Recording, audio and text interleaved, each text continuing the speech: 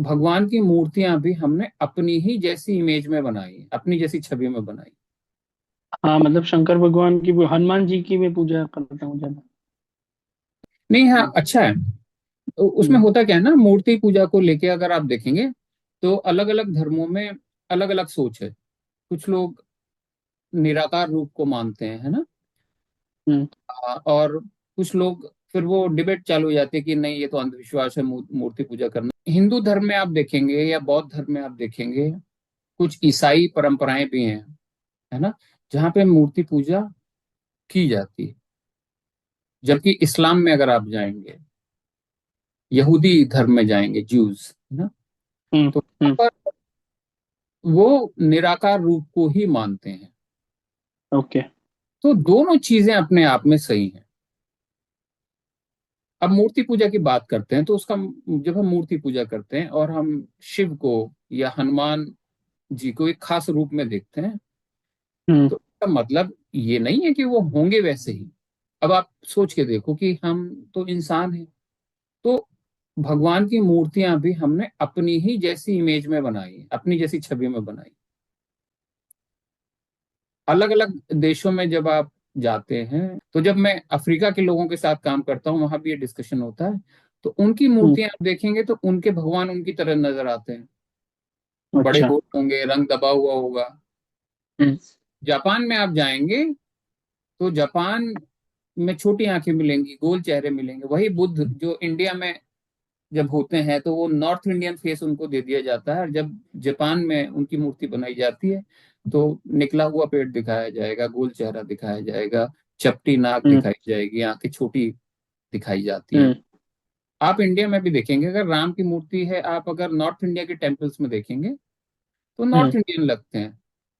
अभी जो अयोध्या में स्थापित हुई है, तो जो मुझे लगता है थोड़ा थोड़ा, वो कुछ ना कुछ साउथ इंडियन लोगों जैसी मूर्ति लगती है। तो कहने ओके। का मतलब है कि मूर्तियों को भी, भगवान को भी हम अपनी इमेज तो दे देते हैं। तो भगवान हम्म। वैसे ही होते होंगे क्या? ये जरूरी नहीं है। हम्म। और इससे कुछ असर पड़ता है? मुझे लगता है हम्म। कि ठीक है, सब सारी चीजें अपनी जगह ठीक है। क्योंकि किसी मूर्ति को या भगवान को जब हम अपने जैसा देखते हैं तो तब थोड़ा लगाव ज्यादा हो जाता है, उनसे जुड़ना आसान ओके। है ना, जुड़ना कनेक्ट आसान, इजीली हो पास। हम्म। इजीली आप कनेक्ट हो जाते हो। और दूसरी चीज, पहली चीज तो मूर्ति किस तरह बनाए, किसी भी तरह बना दीजिए, वो एक हम्म। डिवाइस है, टेक्निक है, इंस्ट्रूमेंट है जो आपके लिए काम करेगा। आप एक तरह से व्हीकल हो जाती है। हम्म। और जब मैं कह रहा हूँ डिवाइस है, इसका मतलब यह है कि एक फोकस पॉइंट मिल जाता है आपकी भक्ति को, आपके डिवोशन हम्म। को, एक दिशा हम्म। मिल जाती है। जैसे आप ध्यान करते हैं तो कई बार आप सांस पे ध्यान करते हैं, कई बार आप त्रिनेत्र पे, थर्ड आई पे ध्यान करते हैं। तो आपको फोकल हम्म। पॉइंट चाहिए होता है ना, कि आपकी एनर्जी एक दिशा में बहे, है ना। हम्म। तो हम्म। देखिए, मेडिटेशन एक रास्ता है, डिवोशन एक रास्ता है, मतलब ध्यान एक रास्ता है, भक्ति एक रास्ता है। भक्ति के मार्ग पर भी एनर्जी एक पॉइंट पे प्रवाहित हो, ये जरूरी है, नहीं तो स्कैटर्ड हो जाती है, कई जगह जाती है। मन इधर भी दौड़ेगा, इधर भी दौड़ेगा। तो मूर्ति एक, मुझे जो लगता है, एक फोकल पॉइंट आपको दे देती है। यस। तो मूर्ति पूजा में मुझे कोई समस्या नजर नहीं आती, बिकॉज हमारे मन को किसी खास फेस से या शेप से जुड़ना आसान लगता है। अब हम किसी को मिस करते हैं, आप देखते हैं, आप पॉकेट में फोटो रखते हैं, कई बार कोई अपने हम्म। फोटो रखता है, कई बार अपने पेरेंट्स की रखता है। मेरे पर्स में हमेशा मेरी फैमिली की और मेरे पेरेंट्स की फोटो हमेशा रहती है। तो जब आप किसी को मिस करते हो तो आप फोटो निकाल के देखते हो, तो आसान हो जाता है ना, थोड़ा अच्छा रिलैक्स फील करते हो, हम्म। थोड़ा क्लोजनेस फील करते हो। हम्म। आंखें हैं, कान हैं, ये फिजिकल सेंसेस हैं, अगर आप इनका यूज करते हैं तो आपकी एनर्जी चैनलाइज होती है, उसमें बहुत आसानी हो जाती है। हम्म। तो यही एक रीजन समझ में आता है जिसके कारण मूर्ति पूजा के, मतलब केवल ये मान लेना कि नहीं, मेरी मूर्ति यही भगवान है, बाकी सब मैं बिलीव नहीं करता, नहीं, वो थोड़ा रिजिड बिहेवियर हो जाएगा। मगर आप ओके। फ्लेक्सिबिलिटी रखते हो कि हाँ, मैं इस रूप में कृष्ण को देखता हूं या देखती हूँ, या मैं इस रूप में दुर्गा माँ को या शिव को देखता हूँ या देखती हूँ, उसमें कोई बुराई नहीं है। तो बौद्ध धर्म में बुद्ध की मूर्ति, बुद्ध की तो आप देखिए ना, वो मुझे लगता है वो रिकॉर्ड है, जितनी बुद्धा की स्टैच्यूज गिफ्ट में दी जाती हैं जितनी है, चाहे वो मेडिटेशन वाले लोग हों, तो बुद्ध धर्म में बुद्धा की स्टैचू, हिंदू धर्म में तो आप देखेंगे है ना, लिमिट नहीं है कितने भगवान है हमारे। हम्म। विष्णु है, लक्ष्मी है, पार्वती है, हनुमान है, राम है। हम्म। क्रिश्चियनिटी में जाएंगे तो वहां भी अगर मूर्ति ना हो तो सिंबल है, नहीं तो मूर्ति भी है, सिंबल है क्रॉस का। तो कई हम्म। बार प्रतीक, तो प्रतीकों की जरूरत पड़ जाती है। हिंदुइज्म की बात करें तो पुराने जो मंदिर हुआ करते थे वहां पर मूर्ति केवल मूर्ति या पत्थर नहीं होता था, वहां पे फिर एक पूरी प्रोसेस होता था। हिंदी में बोलते थे उसको प्राण प्रतिष्ठा। हम्म। उस प्रक्रिया से उसको, उसकी ऊर्जा को, उसकी एनर्जी को आप उठाते थे, हम्म। जिससे बड़ा शक्तिशाली केंद्र, बड़ा पावरफुल सेंटर बन जाता था वो एनर्जी का। हमने शायद बात की होगी, ईशा योगा में अभी भी ध्यान लिंगा है। हम्म। तो वो केवल एक लिंग के रूप में नहीं है, बहुत पावरफुल एनर्जी सेंटर है वो, जिस तरह से, जिस प्रोसेस से उसको गुजारा गया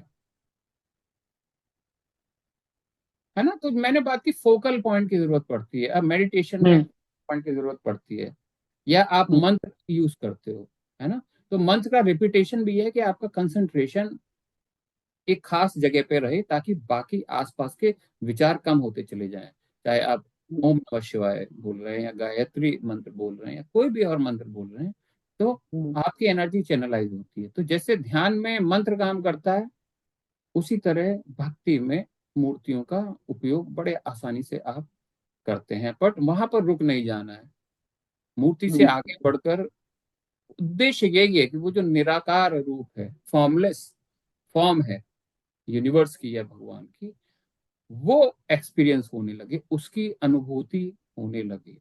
तो धीरे धीरे वही निराकार रूप तक पहुंचना है, जहां पे समझ में आ जाता है कि उस एनर्जी की फीलिंग जो अब तक मूर्ति से आती थी, वो पेड़ में भी आने लगेगी, दूसरे लोगों में भी आने लगेगी।